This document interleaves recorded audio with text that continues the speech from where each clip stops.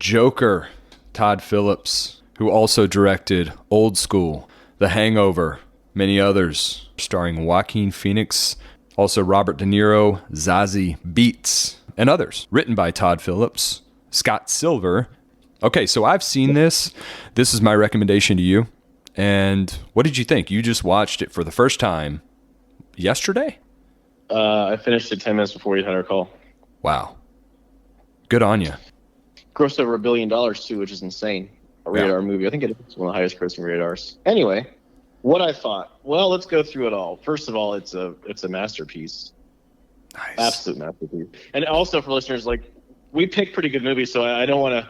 We only pick top tier, so I don't want to make it seem like, oh, this is the one, and there's other ones we rate high. And be like, wait, I thought this guy rarely does this. We're probably going to pick top tier anyway. But sometimes not, because we watched The Batman, which was complete trash. So, or The Accountant. So yeah, it was a complete masterpiece. I knew about it because, again, broken record for me. I'm really into, like, I'll just say it, the 4chan communities, which for anyone that's listening, what is the, if you know, and put the acronym in. Commenters either know or no. Everyone thinks that place is the worst place in the world. 4chan is an anonymous message board where you can post basically anything except for things that are illegal. And you get a huge crux of ideas. But what you get is people that are kind of like fans of the Joker, kind of like nihilistic, usually very intelligent people that are on the outskirts of society or outcasts of society, or so they feel, that feel like they're awakened to something deeper about society that's not discussed enough, right? The consensus there years ago when this came out was that Joker was exceptional. And it was actually rare that it was made because this is commentary on what's happening now. People have no empathy anymore. They don't really care. People are dying to say the next word. They're not actually listening to you. They're looking for ladder climbing. How can I get the next high in attention, the next person to care about me or give me something? But there's no real sense of community in the world anymore. It doesn't feel like, at least, or people that care about each other.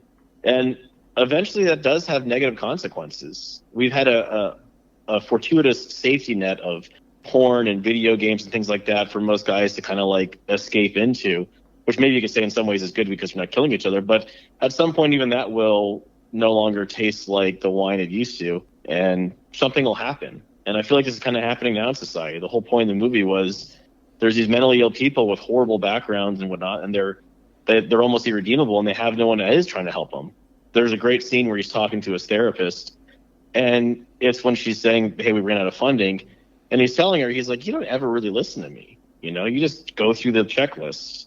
Being a veteran that has used, I get free healthcare through the VA, which I rarely use because when I go there and I go in for issues, you have these doctors that are there just like that scene in the movie, going through a checklist, right? Like, I see you are a veteran. Do you have any thoughts of suicide? I see that you hurt your back. How is your back feeling? Is your back? Give me on a scale from 0 to 10. I'm like, well, hold on. Well, I've been doing some deadlifts and what happened here. And they don't want to hear that.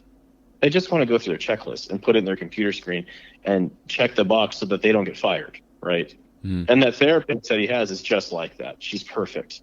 Yeah. They don't really want to help these people. They don't really want to care about it. And then she has that one kind of real part where she says, nobody gives a shit about you, but no one gives a shit about me, which is interesting too, because then you wonder, are these people that bad, or are they just as bad? Or, are they feeling the same thing you are? Like the joke, it's a cascading effect where her boss doesn't care about her, so why would she care about you, and why would you care about, et cetera, et cetera. Thought it was great. I cannot believe they tied it back together to Bruce Wayne Thompson. When I saw the theater at the end, I'm like, oh, wait a minute, I see. And spoiler alert. We already said this before. If you're watching this podcast, you've already noticed spoilers. And not really a spoiler. Bruce Wayne's parents get killed in front of him while leaving a theater. That's the story of Batman. But I didn't know they could bring it together. And I didn't know. I was disappointed when he gets out of the cop car and escapes, and then he's in a mental institution. I'm like, what? Like, we want to see what happens next, right? And then he kills the woman in the mental institution. He gets out. I'm like, yes, great. Like, that's his origin story. It's hard to break it all up. Well, it's not hard. I could just talk forever about it. I thought it was just exceptional. Yeah. You could. This is one of those movies that you could do a 3-hour podcast on, which we're not going to do. Don't worry. It's more like 20 minutes because we don't have that kind of time, and we don't want to take up anybody else's time like that. You and I will talk about this on the side, I'm sure, a lot more. What scene or other scenes stood out to you as being exceptional aside from the ones you've already mentioned? Well, we're all going to say our favorite scene in the movie is when he shoots Mary in the face. That's probably the most watched clip I've seen. I saw that clip before I saw the movie. I knew that was coming. Yeah. And sorry, I want to jump in here. That is something for me that really irks me about the internet and the Twitters and all this shit is like, before you see a movie like this, that's a huge fucking point in the movie, and it's spoiled. I mean, it's pretty hard to avoid stuff like that. Like, say you wait, like you did, you waited 2 years to see this movie, 2 years, give or take. It's hard to be active on the internet and not be aware that happens in the film. And I mean, don't you think that sucks? Because I remember seeing this movie in the theater for the first time. I was by myself in Jersey. When I saw that scene, I was like, literally, I mean, and very rarely in movies do you have that moment where you're just like, that just happened. Like, I didn't see that. Obviously, he's going to lose it, but just, Jesus Christ, that was vicious. Well, vicious or righteous, depending on how you look at it. 100%. Absolutely, man. And that's why this movie, I think, you know, I don't want to overstate anything, but I think this movie is incredibly important in that sense.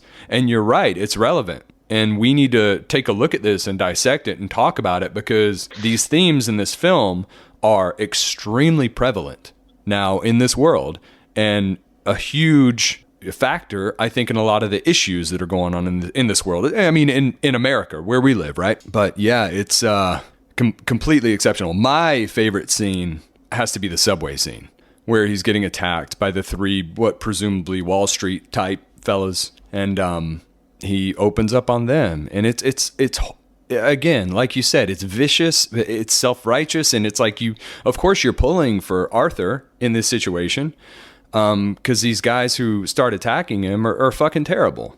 But you look at what he did, and then you think, well, fuck, man, what am I okay for feeling that way about what he did? It's interesting. Well, it actually was interesting too about it is technically only the last guy, the first two guys, he was perfectly in his right for self-defense. Mm-hmm. Now, laws in New York are a lot harder to deal with than like Texas or whatever, but they were pounding his face in, three men. Yes, you can shoot them. Absolutely.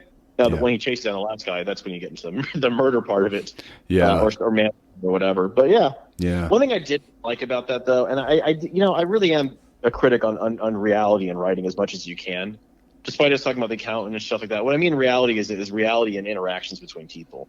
And so, look, it's always got to be the douchey, like, rich, white, Wall Street guys or whatever, that like the frat guys that, of course, took advantage, right? Mm-hmm. But, like, I've seen drunk guys, I've seen stuff similar to that. I have heard stories of it where it does get worse. But, like, they start trying to share fries with her and she won't listen, so they start throwing fries at her, mm-hmm. right? Like, would they really do that?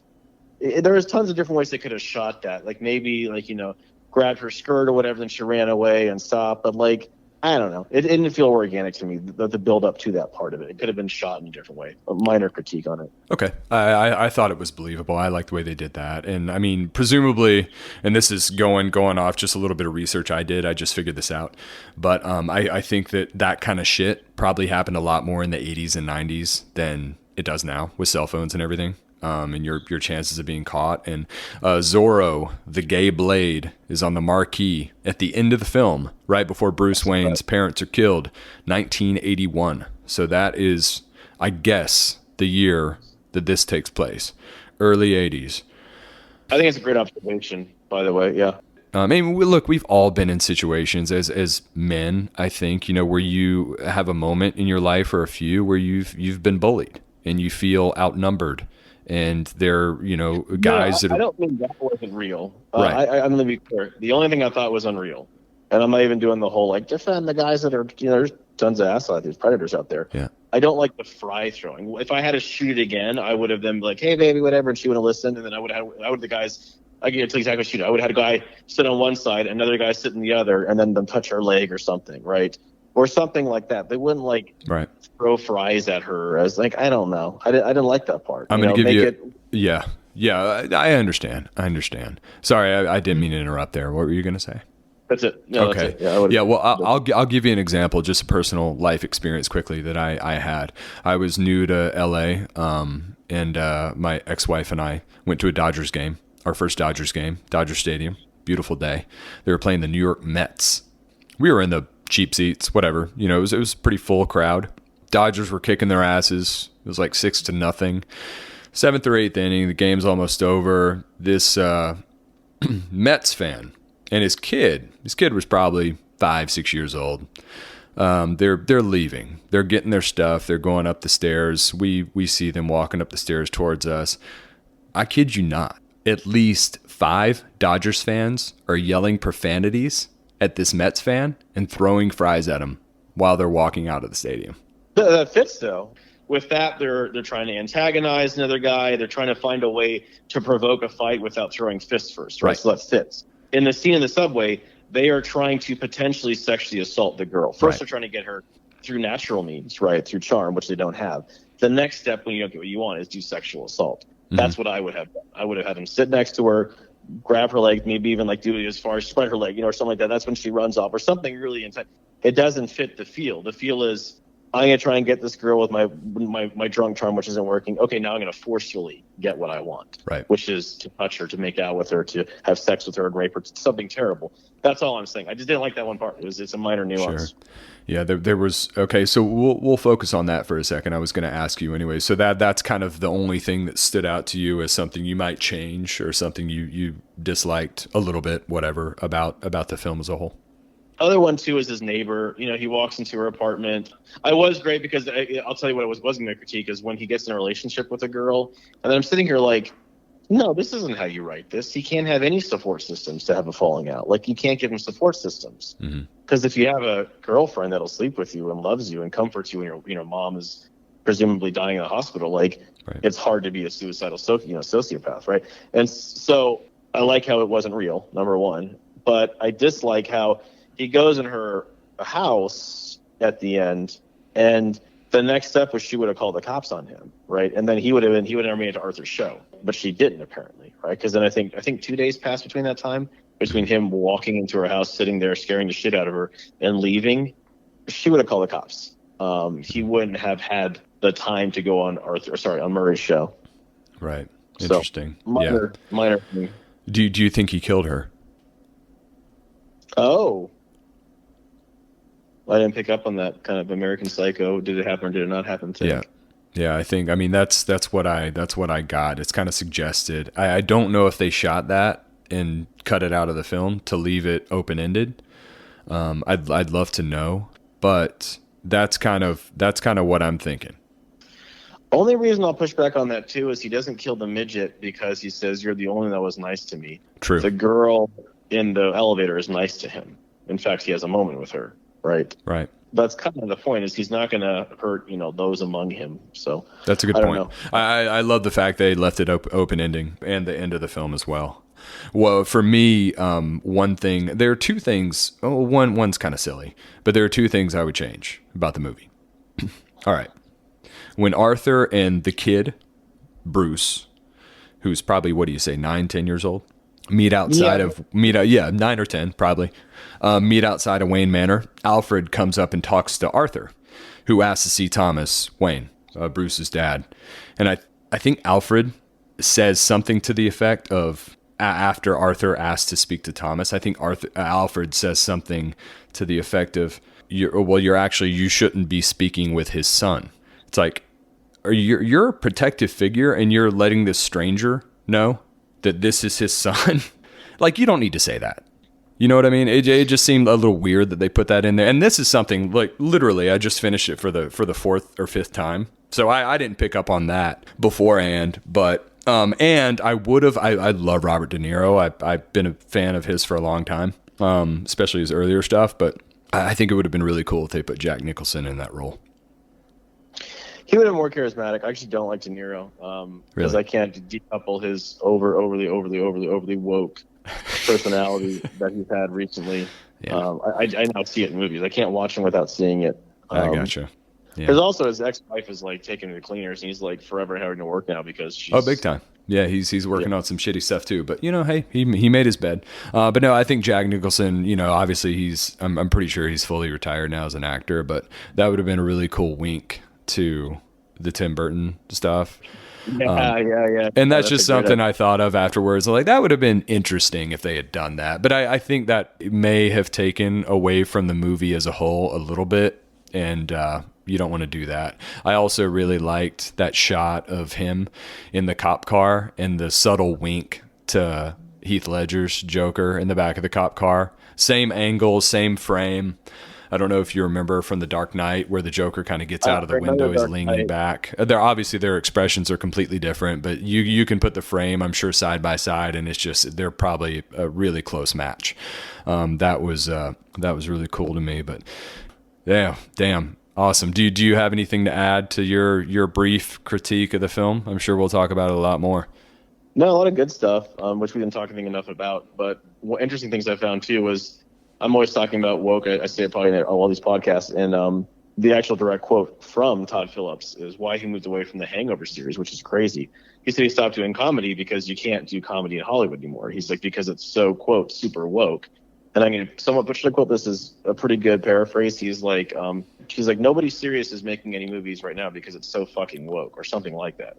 That's why he made it, he said. He can't make comedy anymore. And he's like, so I moved on to this. Well, I think it was a solid move. And for me, dude, like, I mean, I knew the guy, from comedies, obviously. We were in college, I think, when Old School came out. That was hilarious at the time. I really enjoyed The Hangover. But for me, this puts Todd Phillips in a very small elite class of directors working in Hollywood that I'm legitimately excited about whatever they do next.